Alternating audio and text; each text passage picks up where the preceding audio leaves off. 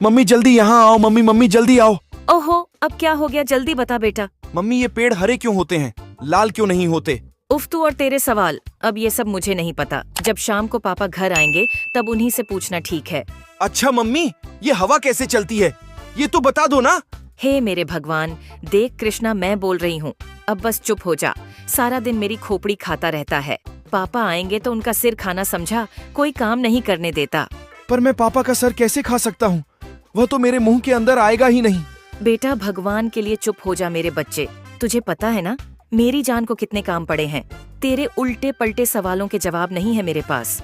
रेशमा और प्रेम की एक ही औलाद थी, 4 साल का कृष्णा। वो जितना नटखट था, दिमाग का उतना ही तेज था। वो सारा दिन अपने माता पिता से सवाल पूछता रहता। रेशमा उसके सवालों से चिढ़ जाती थी। फिर उसी शाम, पापा आ गए, पापा आ गए। अरे मेरा कृष्णा कैसा है मेरा बच्चा?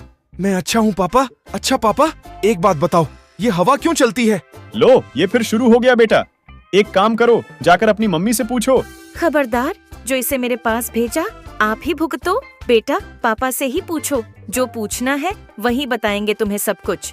प्रेम और रेशमा भगवान कृष्ण के भक्त थे, इसीलिए उन्होंने अपने बेटे का नाम कृष्णा रखा था। प्रेम और रेशमा का हंसता खेलता यह छोटा सा परिवार था। बस दिक्कत इतनी थी कि प्रेम की आमदनी बहुत कम थी। वह रेडी पर कपड़े बेचने का काम करता था और बड़ी मुश्किल से अपने घर का खर्च चला पाता था। कुछ दिनों के बाद जन्माष्टमी का त्योहार आया तो रेशमा और प्रेम कृष्णा को लेकर कृष्ण भगवान के मंदिर पहुंचे। मम्मी ये कौन है? चुप हो जा, सब बताऊंगी। बस अभी इतना जान ले कि यह भगवान है, हाथ जोड़कर इन्हें नमन करो। उस वक्त तो कृष्णा ने वही किया जो रेशमा ने उसे कहा, लेकिन फिर मंदिर से बाहर आने के बाद कृष्णा ने फिर वही सवाल पूछा। मम्मी बताओ ना, वो कौन थे? आओ मैं बताता हूँ।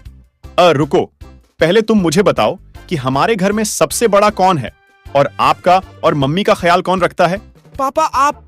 हाँ, तो ऐसे ही इस पूरी दुनिया में सबसे बड़े भगवान हैं और वही हम सबका ख्याल रखते हैं। अच्छा, तो जैसे आप मेरे पापा हो, वो सबके पापा हैं, मतलब कि बड़े वाले पापा हैं। हाँ, अब समझे तुम, शाबाश। पर पापा आपने तो कहा था कि वह सबसे बड़े हैं, पर वो तो कितने छोटे से दिख रहे थे। हे भगवान, सब समझाया पढ़ाया, गुड़ गोबर कर दिया कृष्णा। पापा बताओ ना, वो तो मुझसे भी छोटे थे, तो वो सबसे बड़े कैसे हो सकते हैं? असल में जो मूर्ति तुमने देखी थी ना, वो भगवान के बचपन की याद दिलाती है, मतलब उनके बाल रूप को दर्शाती है। अच्छा पापा, उन भगवान जी का नाम क्या है? उनका नाम भी कृष्णा है। कृष्णा तो मेरा नाम भी है। फिर तो वो मेरे दोस्त बन जाएंगे ना? क्या हम उन्हें घर नहीं ले जा सकते?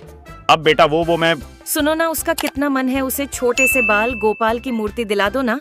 अच्छा ठीक है, दिला दूंगा, तुम चिंता मत करो। प्रेम ने वही मंदिर के बाहर से भगवान कृष्ण की एक छोटी सी मूर्ति खरीद ली। वो भगवान की बाल रूप की मूर्ति थी जिसमें वो माखन खा रहे थे। को वो मूर्ति बहुत ही पसंद आई और फिर कृष्णा बाल गोपाल की मूर्ति लेकर घर आ गया। कृष्णा इतना जानता था कि वो भगवान के साथ खेल तो नहीं सकता, लेकिन वो उनसे बातें तो कर ही सकता था।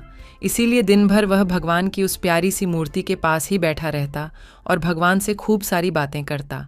फिर एक शाम, मम्मी हमने तो खाना खा लिया, पर गोपाल जी ने तो खाया ही नहीं। मैं उन्हें खाना दे आऊं? अरे तुम पहले खाना खाओ, मैं खिला दूंगी उन्हें। अच्छा मम्मी, कृष्णा जी को खाने में क्या पसंद है? बेटा उन्हें खाने में मक्खन, दूध, दही, खीर ये सब पसंद है। खीर? ये खीर क्या है पापा? बेटा खीर दूध से बनती है, मीठी और चावल से बनी, बहुत ही बढ़िया होती है खाने में। अच्छा, तो अब तक मम्मी ने बनाई क्यों नहीं? मुझे भी खानी है खीर। कृष्णा की बात सुनकर रेशमा और प्रेम एक दूसरे का चेहरा देखने लगे।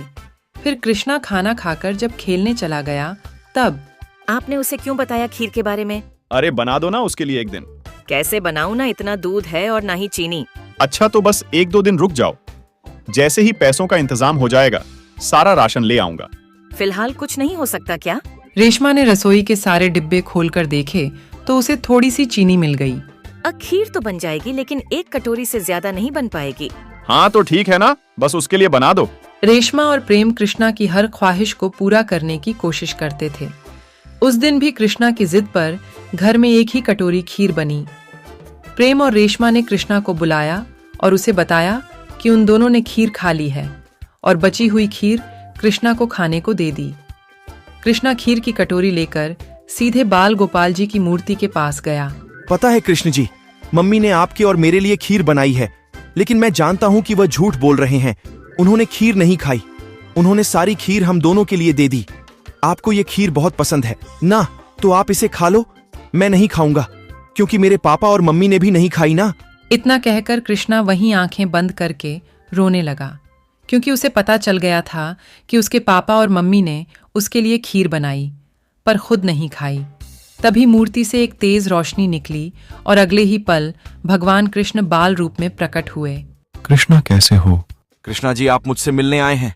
हाँ कृष्णा, तुमने अपनी सारी खीर मुझे दे दी, तो मुझे तो खीर खाने आना ही था। मैं तुमसे बहुत खुश हूँ। बताओ, अब मुझसे तुम्हें क्या चाहिए? अच्छा, जो मांगूंगा वो आप दे दोगे? हाँ, तुम मांग कर तो देखो। ठीक है, तो फिर आप मुझे ऐसी ही पूरी 3 कटोरी खीर। नहीं, आप तो ऐसा करो कि ऐसी मीठी मीठी खीर की बारिश कर दो, ताकि मैं, मेरे मम्मी पापा और मेरे सारे दोस्त भी जी भर के खीर खा सके। जैसा तुम कहो। कृष्णा जी इतना कहकर चले गए और फिर अगले ही पल आसमान से खीर की बारिश होने लगी। कृष्णा कटोरा लेकर बाहर की तरफ भागा और जोर से चिल्लाया, मम्मी पापा देखो, कृष्णा जी ने खीर की बारिश की है। सभी लोग बाहर आ जाओ, आज सब लोग खीर खाएंगे। 1-2 नहीं, पूरी 10 कटोरी खीर खाऊंगा मैं तो। खीर की बारिश देखकर हर कोई हैरान था। किसी को कुछ समझ नहीं आ रहा था। बस हर कोई अपने अपने कटोरे में खीर भर रहा था और उसका स्वाद ले रहा था। लेकिन असल में हुआ क्या था, यह या तो कृष्णा जानता था या स्वयं उसके कृष्णा जी